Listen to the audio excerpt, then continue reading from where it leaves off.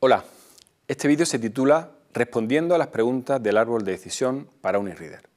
Y mi nombre es Alejandro Rodríguez Ascaso, soy profesor del Departamento de Inteligencia Artificial de la UNED. Tengo aquí un lector de libros electrónicos, también conocido como eReader. Este concretamente es un BQ modelo Cervantes 3 que sirve principalmente para leer en una pantalla de tinta electrónica que cansa menos la vista que una pantalla tradicional de ordenador o de tableta y además nos permite beneficiarnos de muchas ventajas de lo digital, como por ejemplo poder navegar por un texto, buscar términos, almacenar miles de libros, etc. Yo tenía uno de estos aparatos, pero la pantalla se me rompió en un viaje. Alguna ventaja tendrán los libros tradicionales, como el que tengo aquí, y que todavía debe guardar entre sus páginas algo de arena de playa. Se trata de La ciudad de los prodigios, donde Eduardo Mendoza describe la Barcelona de entre finales del siglo XIX y principios del XX. Me encanta la mezcla de ficción y realidad que Mendoza utiliza. Por ejemplo, en ese pasaje, en el que Antonio Gaudí se enfada y protesta desde las torres de la Sagrada Familia porque un avión de la época pasa entre ellas haciendo acrobacia. Libro muy recomendable. Bueno, nos dejamos de literatura y vamos al trabajo. En este vídeo utilizaremos el árbol de decisión de la norma EN 301549 e iremos respondiendo a las preguntas por las que el árbol nos va guiando, aplicadas a este lector. En otra serie de vídeos, además de responder a las preguntas, ilustramos el cumplimiento o no de los requisitos de accesibilidad, aplicables según la respuesta a cada pregunta del árbol. Pero en este vídeo nos limitamos a contestar a las preguntas del árbol de decisión. Vamos allá. Ya sabéis, para empezar, que hay una serie de requisitos que deben cumplirse en cualquier caso, independientemente de la respuesta a las preguntas del árbol. No debéis olvidarlo cuando lo apliquéis, pero como hemos dicho, aquí solo vamos a contestar razonadamente a las preguntas. Empezamos por la Q1. ¿Tiene el sistema TIC funcionalidad cerrada? La respuesta es sí. Hasta donde sabemos, por la documentación del fabricante, no es posible instalar productos de apoyo, tales como teclados externos o lectores de pantalla. Vamos entonces a la pregunta Q1.1. ¿Se necesita utilizar información visual para usar las funciones del sistema TIC que no son compatibles con lectores de pantalla? Pues sí, claro que se necesita información visual para usar el dispositivo. La interfaz de usuario, así como todos los libros que puedo leer, están ofrecidos pues, fundamentalmente o puramente, podríamos decir, con información visual.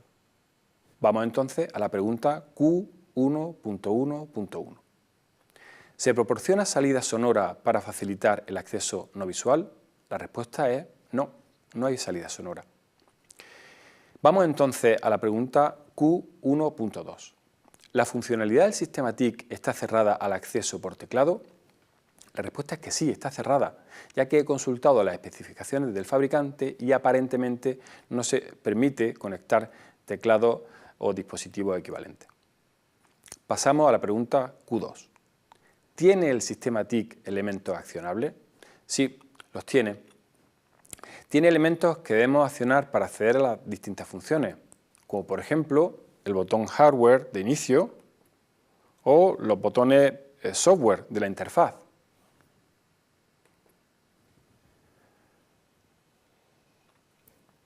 Pregunta Q3. ¿Tiene el sistema TIC controles de bloqueo o conmutación? Sí que los tiene. De ese estilo son los botones software mediante los que controlamos la iluminación de la pantalla. Pulsando en la parte superior de la pantalla vemos si está la Wi-Fi conectada o desconectada e igual con la luz de la pantalla. Estos son controles de conmutación. Continuamos entonces la aplicación del árbol de decisión con la pregunta Q4. ¿Proporciona el sistema TIC comunicación bidireccional por voz? La respuesta es que no. Ese no es precisamente el propósito del lector. Nos ahorramos, por tanto, todas las preguntas que cuelgan de la rama de la pregunta Q4, que son bastantes, y seguimos con la pregunta Q5. ¿Tiene el sistema TIC capacidades de vídeo? Pues a esta pregunta vamos a responder también que no. Aunque el lector cuenta con un navegador de Internet en el que idealmente podemos reproducir vídeo, entiendo que ni el software ni el hardware del dispositivo han sido elegidos con ese propósito. Basta recordar que la pantalla es de tinta electrónica. Por eso, seguimos con la pregunta Q6. ¿El sistema TIC es hardware o tiene componentes hardware? Sí, sí los tiene. La pantalla es de tinta electrónica, también es táctil. También tiene un botón de inicio, los conectores,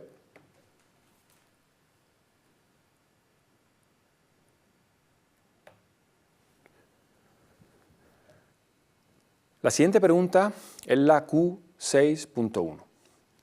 ¿El sistema TIC reproduce voz? Y la respuesta es que no. Por la documentación proporcionada por el fabricante y lo que hemos podido probar en el sistema, este lector no reproduce voz. Igual respuesta que la siguiente pregunta, la Q6.2. ¿Tiene el sistema TIC dimensiones físicas que puedan restringir su acceso? No. Recordad que a esta pregunta responderemos que sí cuando, por poner un caso, la TIC esté dentro de una caseta a la que haya que acceder. En cuanto a la pregunta Q6.3, ¿tiene el sistema TIC elementos accionables de forma mecánica? La respuesta es que sí.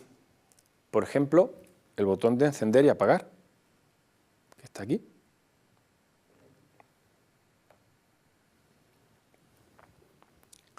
A continuación, llegamos a la pregunta Q7. ¿El sistema TIC es una página web o contiene página web? La respuesta es que no. El e-reader incluye un navegador web, pero en realidad no es su función principal. Para navegar por la web recurriremos, entiendo yo, preferiblemente a nuestro teléfono o a nuestro ordenador. Por ese motivo y por simplificar nuestro análisis, no vamos a considerar esa función. Llegamos a la pregunta Q8. ¿El sistema TIC es un documento no web o contiene documentos no web? El sistema no es un documento no web, pero sí, por supuesto que tiene documentos no web, tales como PDF, EPUB, etcétera, cualquier formato de libro electrónico. ¿Es un lector? La respuesta es sí. Continuamos entonces la aplicación del árbol de decisión con la pregunta Q9. ¿El sistema TIC es software o contiene software? Este sistema tiene una interfaz de usuario que incluye los menús, opciones, etcétera, que vemos en la pantalla. Por tanto, contiene software. Digamos que la anterior pregunta esta, la Q8, tenía relación con los documentos que el dispositivo nos permite leer. En cambio ahora, la pregunta Q9 se ocupa de su interfaz de usuario.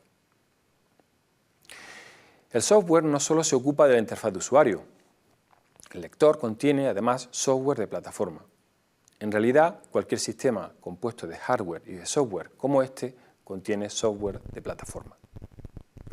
Por tanto, la respuesta a la Q9 es sí, el sistema contiene software. Vamos a la pregunta 9.1. ¿Se trata de software no web con interfaz de usuario? Sí. Se trata de software no web, hasta donde sabemos, y ofrece una interfaz de usuario. Pregunta Q9.1.1. ¿La funcionalidad del software no web permite el acceso de productos de apoyo? No, no lo permite. En realidad, a esta pregunta ya respondimos en la primerísima pregunta del árbol, la Q1. Por eso pasamos a la pregunta Q9.1.2. ¿La funcionalidad del software no web es cerrada? Respondemos igual que hicimos a la Q1. Sí, la funcionalidad es cerrada. Vamos a la pregunta Q9.2. ¿Es software de plataforma? Como hemos dicho, sí, es software de plataforma. En cuanto a la pregunta Q9.3, ¿permite el software el acceso de los productos de apoyo? Ya dijimos en la pregunta Q1 que no. Siguiente, pregunta Q9.4. ¿Tiene el software funcionalidad cerrada? Pues sí, tal y como respondimos a Q1 en su momento. Pregunta 9.5. ¿El software es una herramienta de autor? No, porque el lector no permite editar o gestionar contenido. Parece que hemos tomado carrerilla y ya estamos cerca del final. Vamos con la pregunta Q10. ¿Incluye el sistema TIC documentación del producto? Sí, incluye una ayuda a través del menú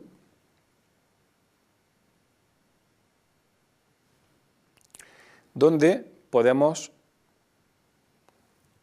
aprender acerca de su funcionamiento.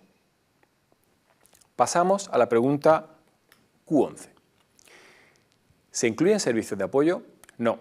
Entre las funciones del lector no se ofrecen servicios de atención al usuario. Y la última pregunta, Q12. ¿El sistema TIC proporciona servicios de intermediación? No. No se ofrecen servicios de intermediación. Recordemos que estos servicios facilitan que dos personas que utilizan distintas formas de comunicación, por ejemplo, la lengua de signos, mensaje de texto, lectura labial, voz, puedan comunicarse entre sí. Por fin, hemos llegado a la final del árbol de decisión. En este vídeo hemos recorrido las preguntas que en él se hacen y, dependiendo de la respuesta, hemos ido saltándonos algunas preguntas que ya no eran aplicables. Como ya sabemos por anteriores vídeos, el objetivo del árbol de decisión es utilizar la norma con eficiencia, pues podemos concentrarnos en los requisitos aplicables a nuestro dispositivo y saltarnos el resto. Muchas gracias.